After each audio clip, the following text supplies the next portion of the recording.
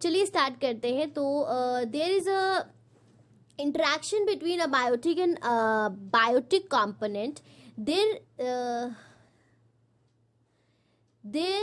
is a give and take relationship between the abiotic and biotic component. Give and take का relationship का मतलब क्या है कि दे रहे हैं और ले रहे हैं, ठीक है। एक इन क्रॉस रिलेशन है कि अगर आपको कुछ बायोटिक कंपोनेंट दे रहे हैं, बायोटिक कंपोनेंट जैसे एबायोटिक को कुछ दे रहे हैं तो उनको एबायोटिक से भी कुछ मिल रहा है।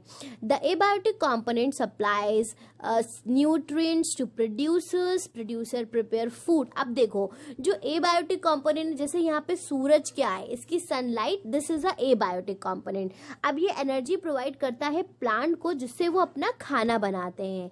एंड ये इनको कौन खा रहा है, इनको जो हर्बीवोर्स है, हर्बीवोर्स को कार्निवोर्स है। तो इस तरह से क्या है, एक चेन बनी हुई है, सब एक दूसरे से जुड़े हुए हैं।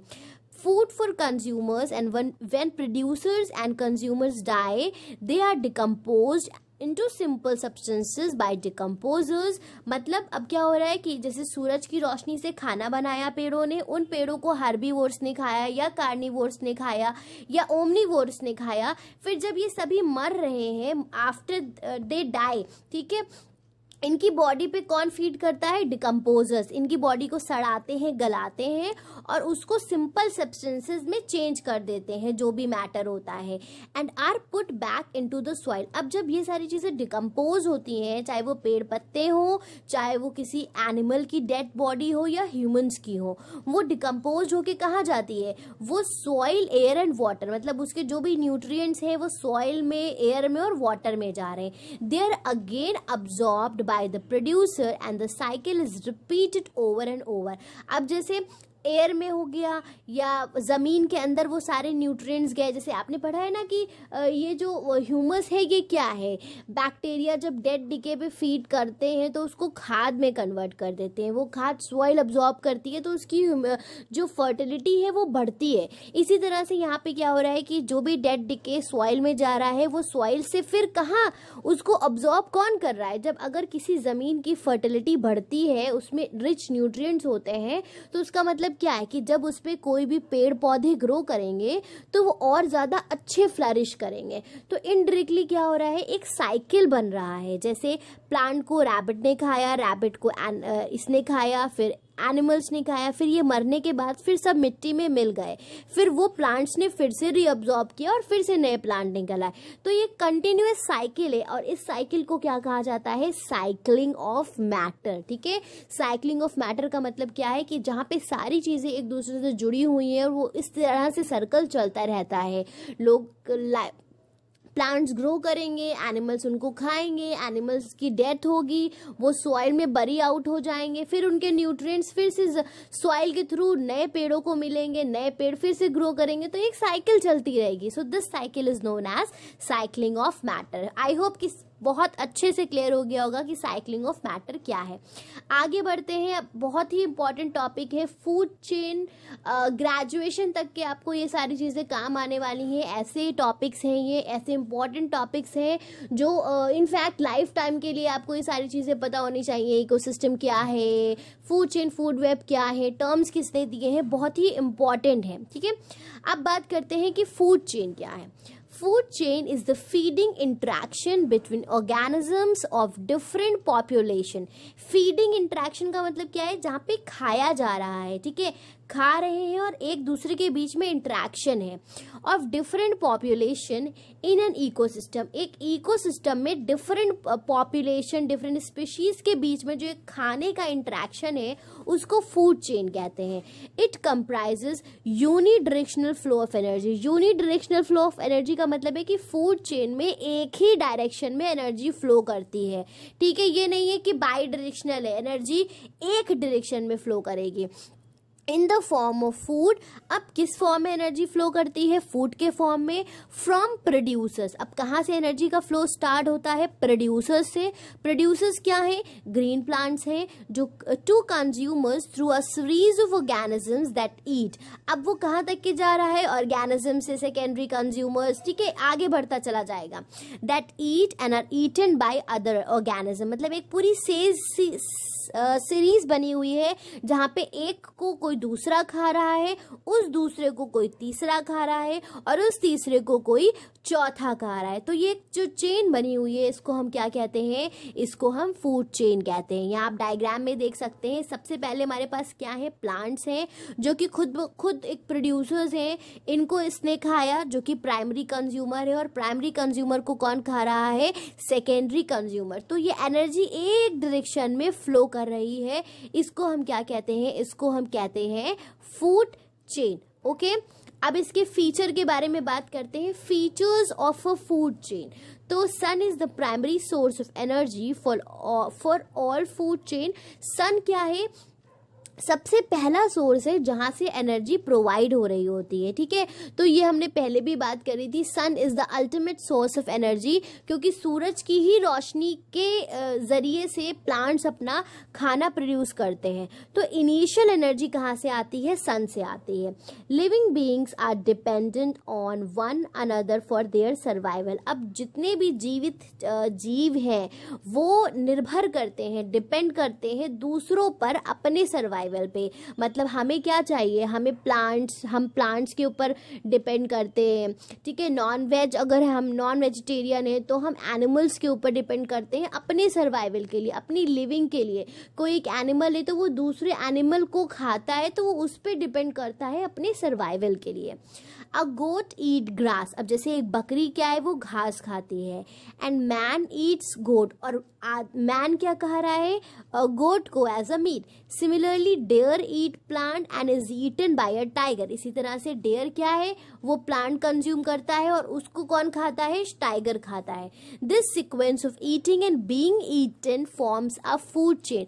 तो ये जो सीक्वेंस है जहाँ पे खा रहा है कोई कुछ, और जो खा रहा है उसको कोई और खा रहा है, उसको क्या कहते हैं, उसको फूड चेन कहते हैं। I hope this is clear to everyone. A food chain has following features. अब अगर हम इसके फीचर्स की बात करें बच्चों, तो फूड चेन में कई सारे फीचर्स होते हैं। ठीक है, देखिए सबसे पहले every food chain begins with the green plant which are called producers. जितनी भी फूड चेन है इनकी शुरुआत कहाँ से होती है, प्रोड्यूसर्स से होती है, जो कि हरे प्लांट्स होते हैं। Because they produce food from inorganic molecules, क्योंकि ये क्या करते हैं, सूरज की एनर्जी से इनऑर्गेनिक मॉलिक्यूल्स की मदद से अपना खाना बनाते हैं। सेकेंड पॉइंट क्या है, animals are called consumers because they consume और eat the food produce by the green plants. जो एनिमल्स हैं उनको कंज्यूमर्स क्यों कहा जाता है, क्योंकि वो दूसरों के ऊपर निर्भर करते हैं, और वो जो ग्रीन प्लांट्स जो खाना बनाते हैं, जो ग्रीन प्लांट्स हैं उनको ये खाते हैं। So they are known as the consumers. ठीक है, animals that eat plants are called primary consumer. अब यहाँ पे समझिएगा, जो हर्बीवोर्स होते हैं उनको ही प्राइमरी कंज्यूमर्स कहते हैं, मतलब जो पहले लेवल के कंज्यूमर्स हैं। और वो क्या खाते हैं, वो जो हरे पेड़ होते हैं, प्लांट्स होते हैं, उनको खाते हैं। उनको क्या कहते हैं, हर्बीवोर्स। जैसे डेयर है, रैबिट है, ये क्या है, ये हर्बीवोर्स हैं। हाँ, तो उसके बाद हम ये जैसे प्राइमरी कंज्यूमर्स क्या है, हर्बीवोर्स, क्लियर हो गया होगा। देन सेकेंड पॉइंट है एनिमल्स दैट ईट हर्बीवोर्स। मतलब अब वो एनिमल्स जो इनको खा रहे हैं, जो रैबिट और डेयर इनको खा रहे हैं, इनको कहा जाता है सेकेंडरी कंज्यूमर्स या फिर कार्निवोर्स। ठीक है, अब उसके बाद थर्ड स्टेज क्या आती है, अ फूड चेन में इवन इंक्लूड टर्शरी कंज्यूमर। इसमें टर्शरी कंज्यूमर्स भी होते हैं जो कि क्या करते हैं, सेकेंडरी कंज्यूमर्स को खाते हैं। तो फर्स्ट, सेकेंड और थर्ड से आप समझ सकते हो, प्राइमरी मतलब first level consumer, secondary second level and tertiary third level. ठीक है, अभी नीचे डायग्राम में देखिएगा और क्लियर हो जाएगा। सो जो ये चेन्स होती हैं ये क्या होती हैं, ये ट्रॉपिक लेवल रिप्रेजेंट करती हैं। अब food chain basically consist of 3 step. ठीक है, अब जैसे प्लांट है तो प्रोड्यूसर्स हैं वो एक ट्रॉपिक लेवल है, फिर उनको कंज्यूमर्स ने खाया, हर्बीवोरस ने खाया, तो वो सेकेंड ट्रॉपिक लेवल हो गया। तो ये एक लेवल है, ये एक लेवल है, ये दूसरा लेवल है, और ये क्या है आपका तीसरा लेवल है। तो ये सभी क्या है, अपने अपने लेवल्स हैं, जिनको क्या कहते हैं, ट्रॉपिक लेवल्स कहते हैं। इन अ फूड चेन देयर में बी 3 to 5 ट्रॉपिक लेवल, मतलब एक फूड चेन में 3 से 4 लेवल्स तक के हो सकते हैं। The transfer of food energy take place from one organism to another organism at each trophic level. अब देखो इसमें क्या कहा जा रहा है कि एनर्जी क्या है, हर लेवल से बढ़ रही है। जैसे एक लेवल है, मानिए एक स्टेज, फिर दूसरी स्टेज, फिर तीसरी स्टेज, तो यहाँ से ऊपर की तरफ एनर्जी क्या हो रही है, बढ़ रही है, ट्रांसफर हो रहा है, आगे की तरफ चल रही है।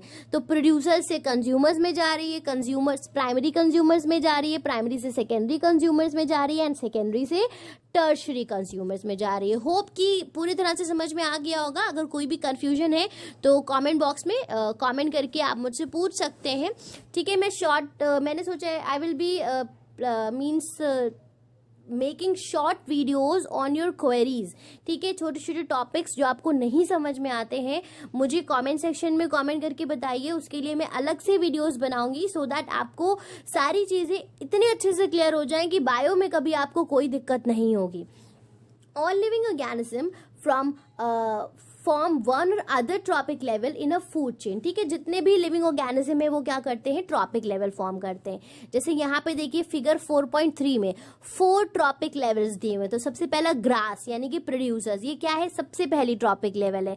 फिर इंसेक्ट पे आ जाते हैं, तो ये क्या है, हर्बीवोर्स है। ठीक है, और कार्निवोर्स भी होते हैं बहुत से इंसेक्ट, ये सेकेंड है। फिर इंसेक्ट को कौन खा रहा है, फ्रॉग, तो ये आपके क्या हो गए, ये आपके सेकेंडरी कंज्यूमर्स हो गए, वो थर्ड लेवल पे आ गए। फिर tertiary consumer fourth trophic level. इसी तरह से ये क्या है, जो एरो बनी है ये शो कर रही है कि एनर्जी ऊपर की तरफ ट्रांसफर हो रही है। ठीक है, producers from the first trophic level, सबसे पहला हमेशा प्रोड्यूसर्स होगा, ये हम बात कर चुके हैं। हर्बीवोरस सेकेंड होंगे, carnivorous third, and top carnivorous from the fourth trophic level. So this was all about the food chain. अब हम फूड चेन के कितने टाइप्स होते हैं उसके बारे में बात करेंगे। Types of food chain in different ecosystem.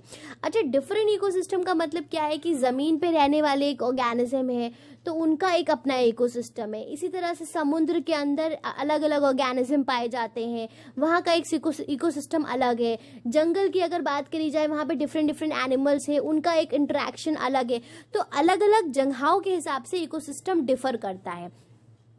Food chain में B of different types depending on the type of ecosystem। मेरी आवाज़ आप सभी को क्लियर है? प्लीज़ मुझे कमेंट सेक्शन में कमेंट करके ज़रूर बताएं, क्योंकि कुछ बच्चों की क्वेरीज पहले थी, अब मुझे उनकी तरफ से कोई रिस्पॉन्ड नहीं मिला कि whether the voice is clear और still they are facing the same problem. ठीक है, मेरे तरफ से I have done everything to make sure कि मेरी आवाज़ आपको एकदम साफ आए, किसी भी तरह का कोई कन्फ्यूजन ना हो। प्लीज़ कमेंट सेक्शन में कमेंट करके ज़रूर बताइएगा कि वॉइस क्वालिटी कैसी है। Right, so some common types of food chain, कुछ कॉमन एग्जाम्पल नीचे दिए हुए हैं। फॉरेस्ट फूड चेन में क्या हो रहा है, ग्रास को डेयर खा रहा है और डेयर को लायन। तो डेयर और लायन ये तो आपको जंगल में ही मिलेंगे ना, तो ये क्या है, फॉरेस्ट फूड चेन है। एक्वेटिक फूड चेन, जहाँ पे एक्वेटिक प्लांट्स हैं उनको मछलियाँ खा रही हैं और छोटी मछलियों को बड़ी मछलियाँ खा रही हैं। इसी तरह से grass land food chain, pond food chain, lake food chain, और भी कई टाइप्स के होते हैं। ठीक है, grass hopper, frog, snake, eagle, तो ये सभी क्या है, different types of food chain है। ये आप आगे क्लासेस में बहुत डिटेल में इसको पढ़ेंगे, अभी यहाँ पे सिर्फ आपके कोर्स में नेम्स हैं। आगे बात करते हैं, दूसरा इंपॉर्टेंट टॉपिक है हमारा फूड वेब। फूड चेन हमने डिस्कस कर लिया। अब ये समझिए कि फूड चेन में हम सीधे डायरेक्शन में चलते हैं कि घास को रैबिट ने खाया, रैबिट को डेयर ने खाया और डेयर को लायन या टाइगर ने खा लिया। ये एक सिंगल चेन है। लेकिन क्या फिजिकली ये चीज़ें पॉसिबल हैं कि घास को सिर्फ रैबिट ही खाएगी? भाई घास को तो और भी एनिमल्स खा सकते हैं, या रैबिट को सिर्फ लायन ही खाएगा, रैबिट को और भी दूसरे एनिमल्स हंट कर सकते हैं। तो जब बहुत सारी food chain, different food chain आपस में मिल जाती हैं, समझिएगा बहुत अच्छे से, डायग्राम को देखिएगा और इसको बहुत अच्छे से समझिएगा। जब बहुत सारी फूड चेन आपस में मिल जाती हैं बच्चों, तो इंटरकनेक्ट इंटरकनेक्टेड जो फूड चेन होती हैं उसको हम क्या कहते हैं, फूड वेब कहते हैं। जैसे यहाँ पे देखो, प्लांट को रैबिट भी खा रहा है, रैट भी, इंसेक्ट भी, ग्रास हॉपर्स भी। अब इस रैबिट को खाने वाला स्नेक भी है, हॉक भी है। इसी तरह से चूहे को स्नेक, हॉक, ठीक है। इंसेक्ट को खाने वाली बर्ड भी है, फ्रॉग भी है। फिर बर्ड और फ्रॉग को कौन खाएगा, हॉक खाएगा। इसी तरह से ग्रास हॉपर को बर्ड, फ्रॉग खा सकते हैं और इनको हॉक खा सकते हैं। तो जब इसमें क्या है, कई सारी फूड चेन है, प्लांट, रैबिट, स्नेक, हॉक, एक फूड चेन ये हुई। फिर प्लांट, रैबिट, डायरेक्टली हॉक भी खा सकता है, एक फूड चेन ये हुई। प्लांट, रैट, स्नेक, हॉक, ये एक फूड चेन हुई। तो जब बहुत सारी फूड चेन आपस में मिलकर के क्या करती हैं, एक इंटरकनेक्टेड नेटवर्क बनाती हैं, तो उसको क्या कहते हैं, उसको कहते हैं food web. Okay, the network of several interconnected food chain is called a food web. तो इसकी डेफिनेशन क्या है, जब बहुत सारी फूड चेन आपस में मिल जाती हैं, इंटरकनेक्टेड होती हैं, उनको क्या कहते हैं, फूड वेब कहते हैं। Various food chain in an ecosystem do not operate in isolation, ठीक है। बहुत सारी फूड चेन इकोसिस्टम में ऐसी हैं जो अकेले में वर्क नहीं करती हैं। They need to come in a pair, वो बाकी लोगों के साथ जब इंटरेक्ट करती हैं तभी वो वर्क मतलब क्या होती हैं, फ्रूटफुल होती हैं। They operate in the form of a food web मतलब वो जब इंटरकनेक्टेड बहुत सारी फूड चेन के साथ हो जाते हैं तभी उसकी वर्किंग हो पाती है। वन ऑर्गेनिज्म में obtain its food from different sources, मतलब एक ऑर्गेनिज्म जैसे रैबिट है तो वो कई तरह से प्लांट्स को खा सकता है, या उस रैबिट को कई सारे एनिमल्स खा सकते हैं। It means in a food web consumers have more than one और सोर्स ऑफ फूड, मतलब जो कंज्यूमर्स हैं ना, जैसे जितने कंज्यूमर्स हैं जो फूड पे डिपेंड करते हैं, उनके लिए ये थोड़ी ऑप्शन है कि बस एक ही खाना वो खाएंगे। They have an numbers of options, ठीक है। उनके पास सोर्सेज हैं अलग अलग फूड के। Each herbivore usually eat more than one type of producers. तो जो हर्बीवोर्स होते हैं, जैसे रैबिट का एग्जांपल मैंने आपको दिया, तो वो एक से ज़्यादा, सिर्फ ये नहीं है कि वो घास ही खाएगा, वो और भी प्रोड्यूसर्स पे फीड करता है। And each carnivore prey upon more than one type of herbivore. और कार्निवोर जैसे शेर है या टाइगर है, तो वो सिर्फ रैबिट ही को नहीं खाएगा, वो और उसके पास कई सारे ऑप्शंस हैं, ठीक है। तो ये क्या है, इंटरकनेक्टेड फूड वेब है। The more is the number of food chain involved, more stable is the ecosystem, and hence it is less likely to be affected by the loss of one type of organism. अब देखो बच्चों, इसका फायदा क्या है, जब कई सारी फूड चेन आपस में इंटरकनेक्टेड होती हैं तो एक एनिमल को ऑप्शन मिलता है बहुत अलग अलग फूड पे फीड करने का, ठीक है। तो इससे किसी एक ऑर्गेनिज्म का लॉस नहीं होता। मानो अगर सारे ऑर्गेनिज्म किसी एक ही मानो जितने भी क्या कहते हैं, जितने भी कंज्यूमर्स हैं, जो सेकेंडरी कंज्यूमर्स हैं, टर्शरी कंज्यूमर्स हैं, वो मानो प्राइमरी कंज्यूमर्स पे ही सब डिपेंड कर जाएं, सारे क्या करें, एनिमल्स रैबिट को ही खाएं, तो एक टाइम क्या होगा कि रैबिट की जो स्पीशीज है वो तो खत्म हो जाएगी, वो ऑर्गेनिज्म पूरी तरह से खत्म हो जाएगा। इसी तरह से कोई और भी एग्जांपल है, अगर टाइगर सिर्फ डेयर को ही खाते हैं, जितने भी टाइगर हैं या जो भी टर्शरी कंज्यूमर्स हैं वो सिर्फ टाइगर को वो सिर्फ डेयर को ही खा रहे हैं, वो सिर्फ डेयर का ही शिकार कर रहे हैं, तो क्या होगा, डेयर की जो प्रजाति है वो खत्म हो जाएगी। तो इंटरकनेक्टेड फूड चेन से क्या होता है कि एक कंज्यूमर को, टर्शरी कंज्यूमर को ज़्यादा ऑप्शंस मिलते हैं कि वो अलग अलग ऑर्गेनिज्म पे फीड करे। इसका फ़ायदा ये है कि हमारी कोई भी स्पीशीज़ ख़त्म नहीं होती है, उसके नंबर में कमी नहीं होती है, ठीक है। आई होप क्लियर है। In the given food web there are many food chain. ये जो डायग्राम है इसमें कई सारी फूड चेन दी हुई हैं। सो फूड चेन ए में क्या है, plants are eaten by rabbit. यहाँ आप डायग्राम से कोरिलेट कर सकते हैं कि प्लांट को किसने खाया, रैबिट ने खाया, एंड रैबिट को किसने खा लिया, हॉक, ठीक है। फूड चेन बी में क्या हो रहा है, plants are eaten by rat, rat is eaten by the hawk. Food chain C में plants are eaten by rat, rat is eaten by snake. अब इसमें बीच में स्नेक आ गया है, which is turn eaten by hawk, और snake को किसने खाया, हॉक। आगे देखिए food chain D, plants are eaten by bird, bird is eaten by hoc.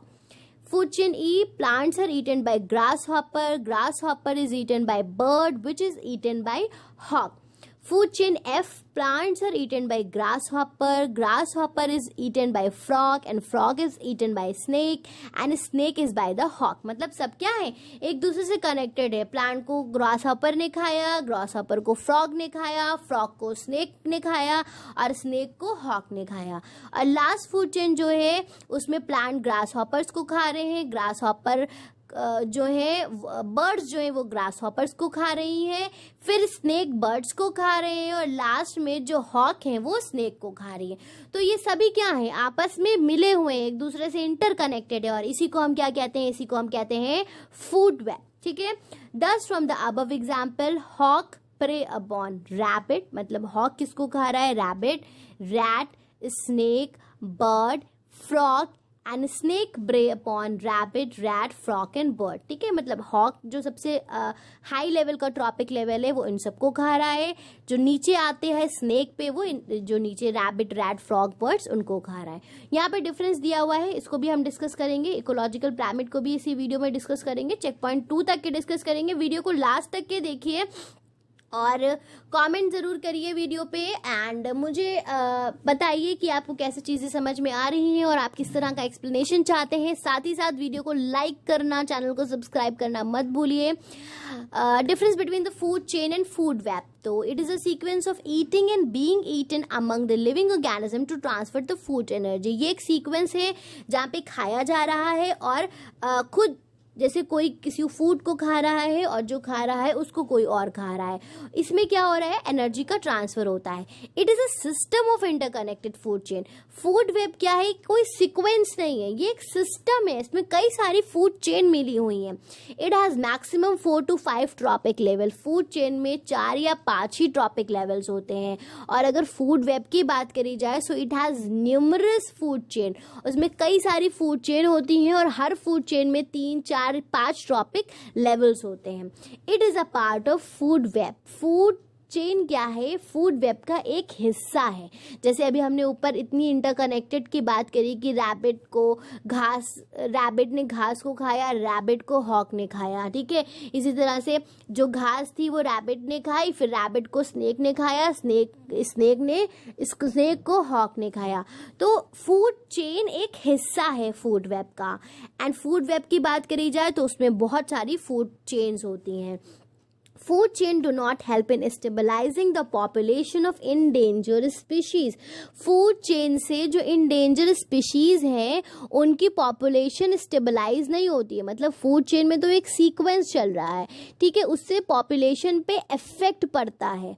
ठीक है. अगर कोई animal ऐसा है endangered का मतलब क्या होता है, जिसकी प्रजाति ख़त्म हो रही है, जिसकी species ख़त्म होती जा रही है, तो food chain उसको stabilize नहीं कर पाती है, रोक नहीं पाती है. लेकिन अगर food वेब की बात करी जाए so it help in stabilising the endangered species. लेकिन फूड वेब की मदद से क्या होता है कि जो स्पीशीज खत्म हो रही है उसको स्टेबलाइज किया जा सकता है. The disadvantage of food chain is that death of an organism at a trophic level cause loss of subsequent level of food chain. अब इसमें एक नुकसान क्या है कि अगर किसी एक ट्रॉपिक लेवल की ऑर्गेनिज्म की डेथ हो गई, ठीक है, तो उसके वजह से जो बाकी की चीज़ें हैं, बाकी के लेवल से उन पे इफेक्ट पड़ेगा. फॉर एग्जांपल कि मानो जो घास है वो रैबिट खाता है. अब रैबिट की सारी स्पीशीज ख़त्म हो गई, तो जो उसके ऊपर की ट्रॉपिक लेवल है जो रैबिट को खा रही थी उन पे क्या पड़ेगा, असर पड़ेगा. मानिए स्नेक रैबिट पे फीड कर रहा है. अब जब सारे रैबिट ख़त्म हो गए तो स्नेक की जो पॉपुलेशन है उस पर भी इफेक्ट पड़ेगा क्योंकि उसको फूड नहीं मिल रहा है. ये फूड चेन में होता है. लेकिन फूड वेब में ये प्रॉब्लम नहीं आती है. Food web provides alternative source of food to the organism. Food web में क्या है कि बहुत सारी प्रैक्टिकली फूड वेब ही होती हैं. ठीक है. इनिशियली फूड चेन हम पढ़ते हैं लेकिन प्रैक्टिकली ये होता नहीं है. फूड वेब में क्या है कि अगर मानिए रैबिट्स नहीं है तो स्नेक किसी और को खा लेगा, तो उसके पास ऑल्टरनेटिव ऑप्शन प्रेजेंट होते हैं खाने के लिए. तो इससे वो जो ट्रॉपिक लेवल की स्पीशीज है उस पर इफेक्ट नहीं पड़ता है. ठीक है, आगे बात करते हैं इकोलॉजिकल पिरामिड। ये मैंने एक शॉर्ट वीडियो भी बना के एक्सप्लेन किया था। इस चैप्टर की पिछले साल की भी वीडियोस अपलोडेड हैं, लेकिन मैंने एक न्यू सीरीज स्टार्ट करी थी जिसमें मैं सारे चैप्टर्स का एक्सप्लेनेशन कर रही हूँ, इसीलिए मैं आपको इस चैप्टर का री एक्सप्लेनेशन कर रही हूँ। आप वो जो वीडियोज़ चाहें आप वो देख सकते हैं। मैं इस सीरीज़ में आपको इसका जो सॉल्यूशन है टेस्ट योरसेल्फ का वो भी प्रोवाइड करूँगी। तो प्लीज़ अपने दोस्तों के साथ शेयर करें फटाफट वीडियोज़ को, एंड चैनल को सब्सक्राइब करें। अपने क्लासमेट्स के साथ, अपने जूनियर्स के साथ, अपने सीनियर्स के साथ, सभी के साथ वीडियोस को शेयर करें एंड लेट मी नो कि आपको वीडियोस कैसी लगती हैं। इकोलॉजिकल पिरामिड को फटाफट डिस्कस कर लेते हैं। An ecological pyramid is a graphical representation of the number of individual, their biomass और amount of accumulated energy at different trophic level in a food chain of an ecosystem। तो ecological pyramid क्या है? Graphical representation है। Graphical representation मतलब drawing के form में। किस चीज़ की? Number of individual. अब ये अलग अलग होते हैं। एक ऐसा पिरामिड होगा जो शो करेगा कि नंबर्स कितने हैं हर लेवल पे, ठीक है। बायोमास, एनर्जी, ठीक है। उसके बाद एक एनर्जी का होगा। तो ये डिफरेंट इकोलॉजिकल पिरामिड होते हैं। यहाँ डायग्राम में अगर आप देखेंगे, this is the pyramid of number in a grassland. तो सबसे पहला क्या है? ये प्रोड्यूसर है, फर्स्ट ट्रॉपिक लेवल है, तो इसमें इतनी स्पीशीज हैं। फिर सेकंड ट्रॉपिक लेवल में इतनी स्पीशीज हैं, फिर थर्ड ट्रॉपिक लेवल में इतनी है, एंड फोर्थ ट्रॉपिक लेवल में इतनी है। तो इकोलॉजिकल पिरामिड्स 3 तरह के हैं: pyramid of number, pyramid of biomass and pyramid of energy. ये भी आप आगे सीनियर क्लासेस में काफ़ी डिटेल में पढ़ेंगे, तो अभी इनिशियल है, इसको समझ लीजिए। पिरामिड ऑफ नंबर अगर थोड़ा सा डिटेल में दिया हुआ है आपकी बुक में, the pyramid of number shows the number of individual eight each trophic level in a food chain of an ecosystem. जो मैंने आपको भी बताया कि ये लेवल है, ये लेवल है, ये लेवल है, ये अलग अलग लेवल है। तो हर लेवल पे कितने नंबर्स हैं किसी इंडिविजुअल के, वो शो करता है पिरामिड ऑफ नंबर्स, ठीक है। तो यहाँ पे आप देख सकते हो कि ये एक अपराइट पिरामिड है, ठीक है। Producers, then primary consumer, secondary and tertiary.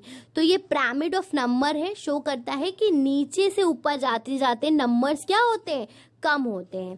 Pyramid of number shows producers from the first trophic level and base of ecological pyramid they are maximum in number। तो सबसे पहली लेवल क्या आती है? प्रोड्यूसर की आती है। अब अगर आप सबसे नीचे देखो तो अपराइट ट्रायंगल का मतलब क्या है? अपराइट ट्रायंगल का मतलब है ये ऐसा है, ऊपर की तरफ नोक है, यानी कि नीचे सबसे ज्यादा मेंबर्स हैं और जैसे जैसे ऊपर चल रहे हैं मेंबर्स कम होते जा रहे हैं, ठीक है। तो प्रोड्यूसर्स में क्या है? मैक्सिमम है। The number of consumer gradually reduces at each trophic level from base to top. मतलब जब जमीन से ऊपर की तरफ हम जाते हैं, नीचे से ऊपर की तरफ जाते हैं ट्रॉपिक लेवल में, तो नंबर्स क्या होते हैं? पिरामिड ऑफ नंबर के इसमें इकोलॉजिकल पिरामिड में कम होते जाते हैं, कंज्यूमर्स कम होते जाते हैं। द प्राइमरी कंज्यूमर्स और herbivores on the second trophic level are less than producers. मतलब जब हम सेकंड पे आएंगे प्राइमरी कंज्यूमर्स पे, तो वो प्रोड्यूसर्स के कंपैरिजन में कम हो जाएंगे। द सेकेंडरी कंज्यूमर्स और primary carnivores at third trophic level and finally tertiary consumers of secondary carnivores at fourth trophic level become less, much less in number. मतलब जैसे जैसे ऊपर जाएंगे सबसे ज्यादा प्रोड्यूसर्स में, उससे कम प्राइमरी कंज्यूमर्स में, उससे कम सेकेंडरी में और सबसे कम टर्शरी में, ठीक है। So this was all about